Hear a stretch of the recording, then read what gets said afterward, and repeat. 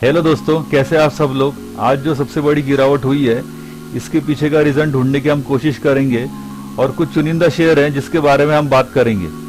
तो सबसे पहले हम देखेंगे कि बैंक में आज बहुत बड़ी गिरावट यानी कि 4% के आसपास आज मार्केट में गिरावट हुई है।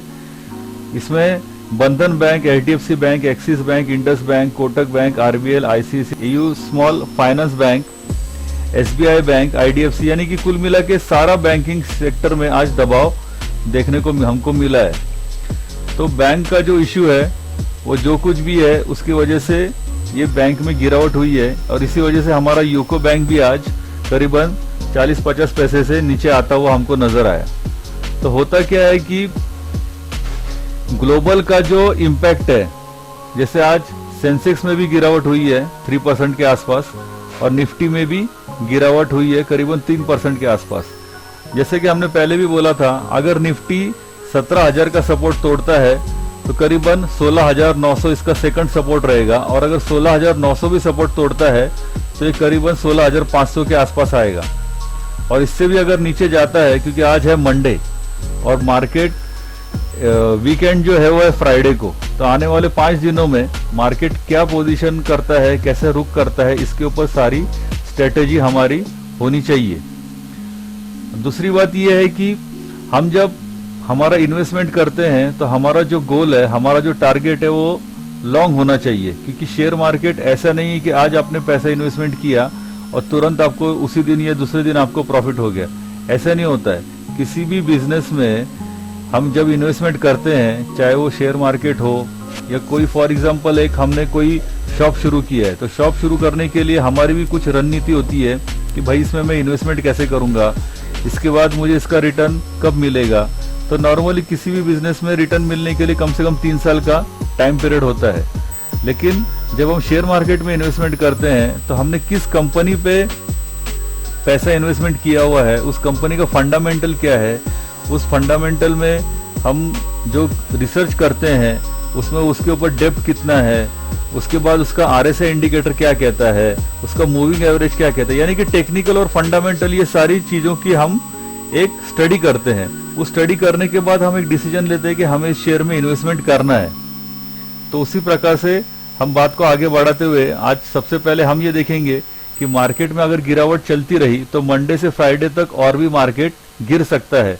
तो इसमें हमको पैनिक नहीं होना है, हमें इसमें टिका रहना है, क्योंकि मार्केट में वही इंसान टिक सकता है जिसके पास पेशेंस है, क्योंकि पेशेंस इक्वल टू प्रॉफिट होता है। तो इस चीज को जरूर ध्यान रखिए, बिल्कुल पैनिक नहीं होना है।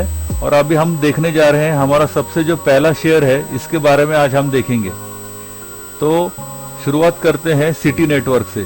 सिटी नेटवर्क का जो चार्ट है इसके बारे में हम बात करेंगे। हम कुछ 3-4 इंडिकेटर्स का इस्तेमाल करते हैं, कुछ लोग अलग अलग प्रकार का इंडिकेटर इस्तेमाल करते हैं, लेकिन हम बेसिकली कुछ जो इंडिकेटर्स है इसके बारे में हम बात करेंगे।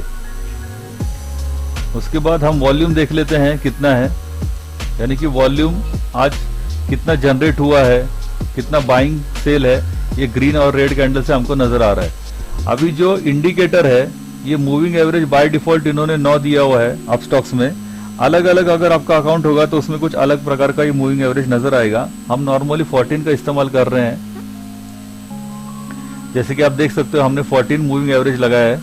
उसके बाद जो आरएसआई है वो रेगुलर 14 ही है, यहाँ पे नजर आ रहा होगा आपको।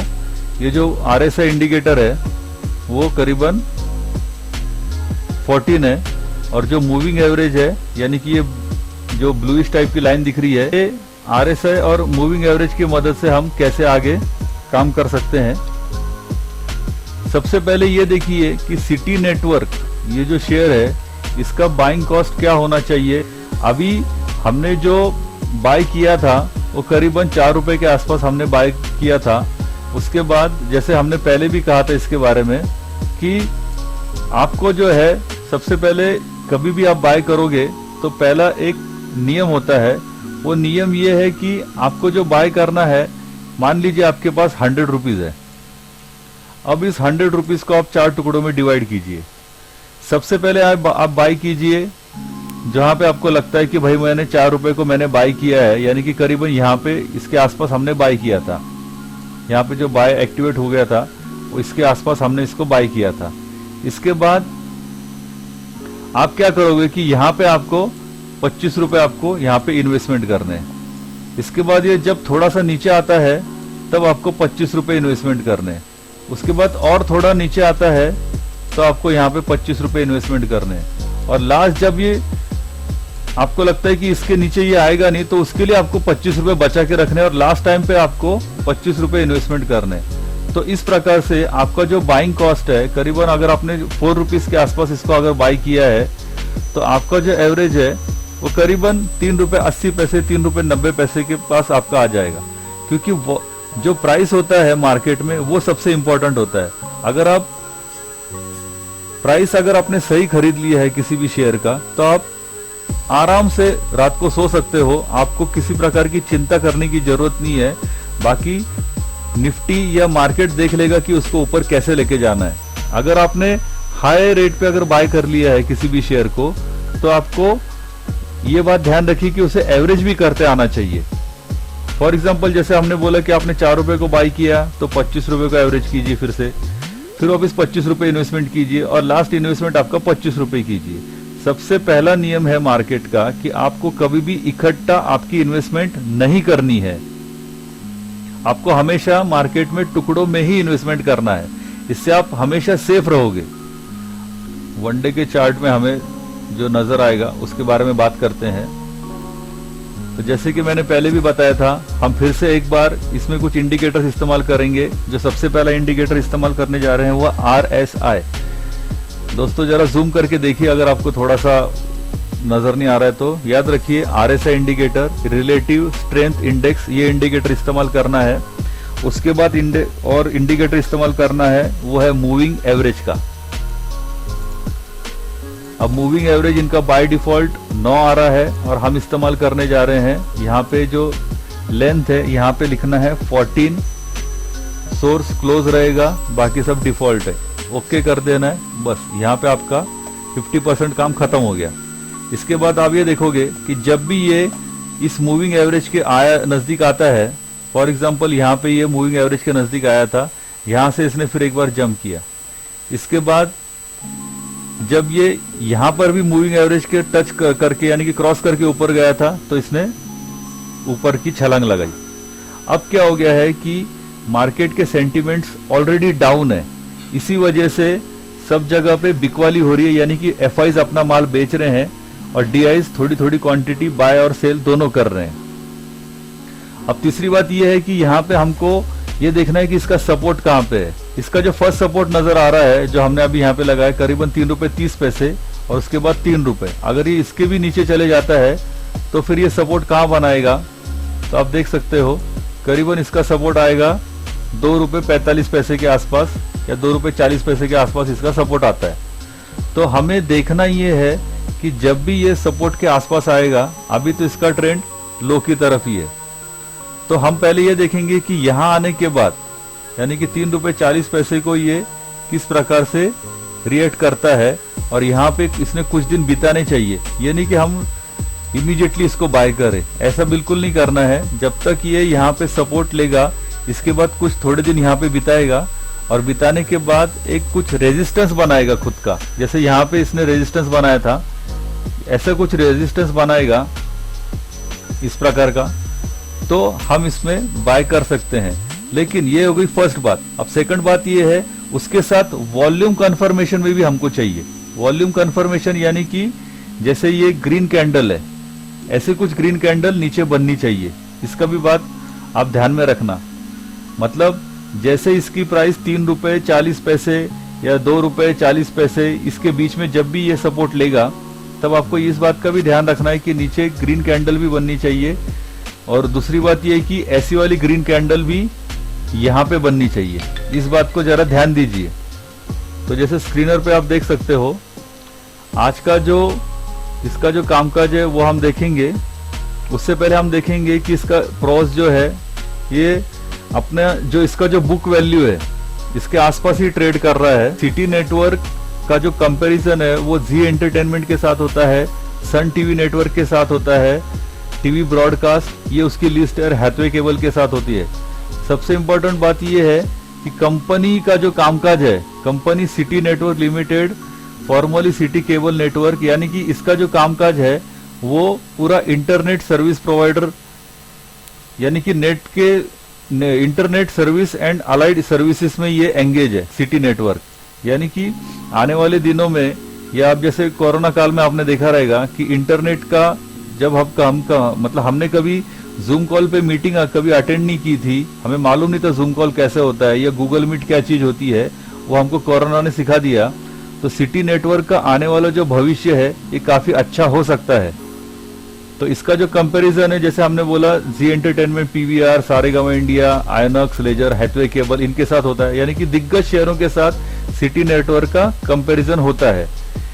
इसका जो सेल है जैसे 3 करोड़ 19 लाख, उसके बाद आगे सितंबर में भी 3 करोड़ 63 लाख और 3 करोड़ 65 लाख दिसंबर में इसका सेल्स हुआ। यानी कि सेल्स रेशियो काफी अच्छा है। सबसे इंपॉर्टेंट बात, अब हम देखेंगे कि इसका शेयर होल्डिंग पैटर्न कैसा है। तो शेयर होल्डिंग में प्रमोटर की जो हिस्सेदारी है वो 6.10% की है, एफआईज की जो हिस्सेदारी है वो 9.56 की है, और पब्लिक का पैसा इसमें 84% के आसपास है, और डीआईज की होल्डिंग 0.01% है। अब हम देखेंगे कि पब्लिक में किसका इन्वेस्टमेंट है सिटी नेटवर्क में। तो आप देख सकते हो पब्लिक में हाउसिंग यानी कि HDFC, housing development finance corporation limited यानी कि एचडीएफसी का पैसा इसमें लगा हुआ है। इसके बाद एल&टी फाइनेंस लिमिटेड, इसका पैसा इसमें लगा हुआ है। तो ये सारे जो है ये दिग्गज लोग इसमें इनका इन्वेस्टमेंट लगा हुआ है। और सबसे इंपॉर्टेंट बात है कि इनकी जो हिस्सेदारी है वो कंटिन्यूसली है, ऐसा नहीं कि इन्होंने पैसा अपना निकाल के लिया है।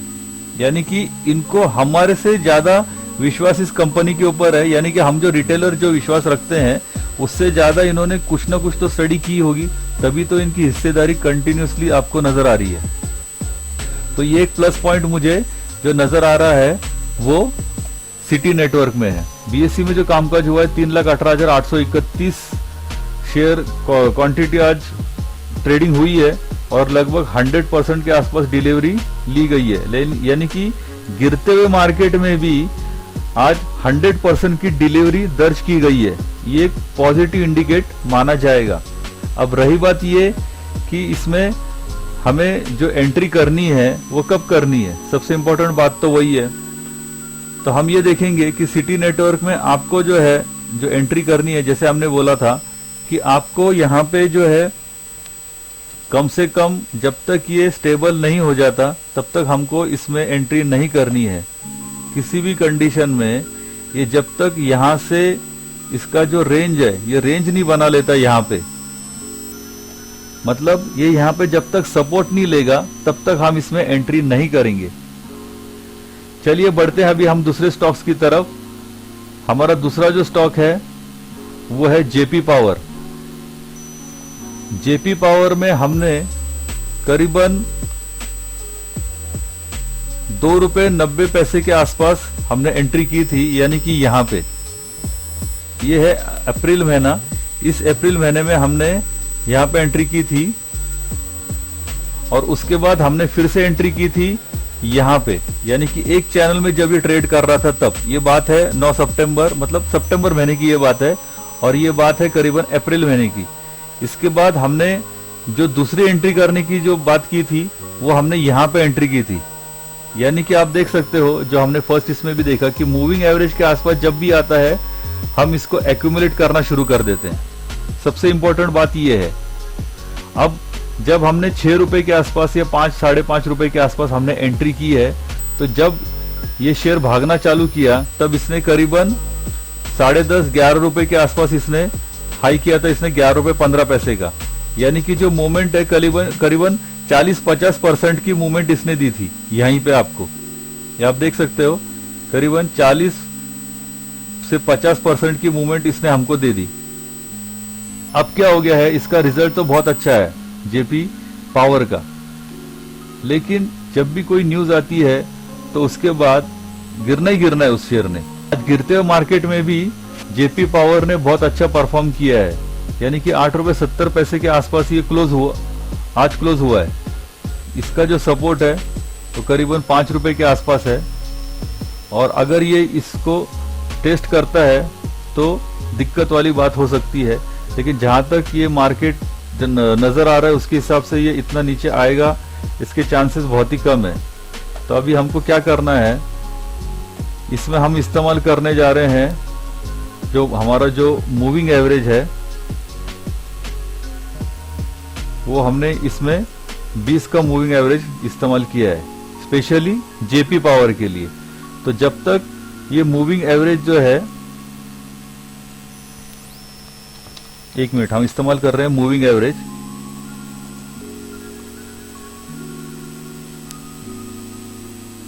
अब मूविंग एवरेज जो है हम इसमें 20 किया है हमने। 1 मिनट, हाँ इधर 9 है, अभी हम इस्तेमाल करते हैं 20 का मूविंग एवरेज।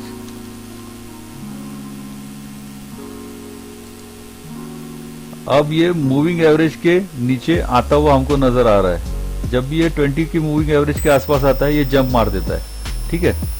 तो अभी आप देख सकते हो इसने 9 रुपए 10 पैसे जो रेट चल रहा है और इसके मूविंग एवरेज के ये नीचे ट्रेड कर रहा है। तो आप क्या कर सकते हो, इसमें आपको अगर इसमें बाय करना है तो आप इसमें करीबन 100 रुपीज जैसे हमने बोला था उसका छोटा सा हिस्सा, यानी 100 रुपीज को आप 4 हिस्सों में डिवाइड कीजिए तो आपको नजर आएगा। अभी क्या कीजिए, आप यहाँ पे 25 रुपए इन्वेस्टमेंट कीजिए, उसके बाद और थोड़ा आता है तो 25 रुपए इन्वेस्टमेंट कीजिए, और जैसे और थोड़ा नीचे आएगा आप बचे हुए 50 रुपीज भी इन्वेस्टमेंट कर सकते हैं। यानी कि हमको इकट्ठा 100 रुपीज इन्वेस्टमेंट नहीं करना है, हमको थोड़ा थोड़ा करके इन्वेस्टमेंट करना है जेपी पावर में। इसका स्पेशली मूविंग एवरेज जो है वो है 20 नंबर का मूविंग एवरेज, जो हमको इस्तेमाल करना है डेली चार्ट के ऊपर, ठीक है दोस्तों। तो आप ये बात को ध्यान रखिए कि जेपी पावर जो है इसका डेप्थ धीरे धीरे करते कंपनी कम करते जा रही है। इसका रिजल्ट भी बहुत अच्छा आया था, आप चाहिए तो साइट के ऊपर जाके भी देख सकते हैं। तो आप इसमें बने रहिए, जेपी पावर बहुत अच्छा शेयर है। आने वाला जो पावर सेक्टर है, यानी कि रिन्यूएबल एनर्जी का जो सेक्टर होने वाला है, तो उस हिसाब से जेपी पावर आगे आपको रॉकेट होता हुआ जरूर नजर आएगा। उसके पीछे और एक रीजन मैं आपको बताता हूं। अभी हम इसमें जेपी पावर का लिखते हैं, आपको मैं दिखाता हूं, 1 मिनट। जयप्रकाश पावर वेंचर जो है, इसकी जो बुक वैल्यू है ये पहले 9 रुपए की थी, जो अभी बढ़ा के बुक वैल्यू 15 रुपीज हो गई है, और आज की मार्केट प्राइस है 8 रुपए 70 पैसे, और इसने हाई किया था 11 रुपए 2 पैसे का, और इसका लो है 2.45 का। तो ये जो प्राइस है 8 रुपए 70 पैसे, ये टेस्ट करने जरूर जाएगा 15 रुपए तक। यानी कि इसकी जो बुक वैल्यू है इसका 50% के आसपास ही अभी ट्रेड कर रहा है जेपी पावर, यानी कि जो चांसेस है वो बढ़ने के काफी ज्यादा है। इसीलिए जेपी पावर को अपने पोर्टफोलियो में जरूर ऐड कीजिए। गिरते हुए मार्केट में आप इसको जरूर एक्यूमुलेट करना चाहिए।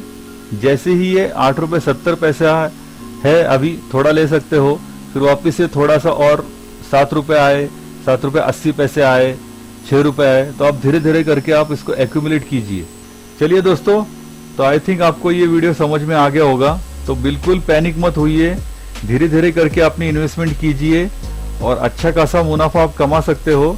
लेकिन उसमें शर्त एक ही है कि आपको जो है प्राइस देखनी चाहिए। सबसे इंपॉर्टेंट चीज होती है कि आपने कौन से प्राइस में लिया है। प्राइस आपके लिए बहुत मायने रखती है, और प्राइस अगर आपकी अच्छी है तो आपको आगे का प्रॉफिट मिलने से कोई नहीं रोक सकता। तो सबसे पहले आप प्राइस के ऊपर कंसंट्रेशन कीजिए। उसके बाद प्राइस, जिस प्राइस में हम लेने जा रहे हैं, आप RSI इंडिकेटर का इस्तेमाल कर सकते हो, जैसे हमने पहले भी बोला था। उसके बाद आप मूविंग एवरेज जो है उसका इस्तेमाल कीजिए। इन सारी चीजों का इस्तेमाल करने के बाद आप अगर शेयर अच्छे भाव में लेते हो तो आपको जरूर फायदा होगा।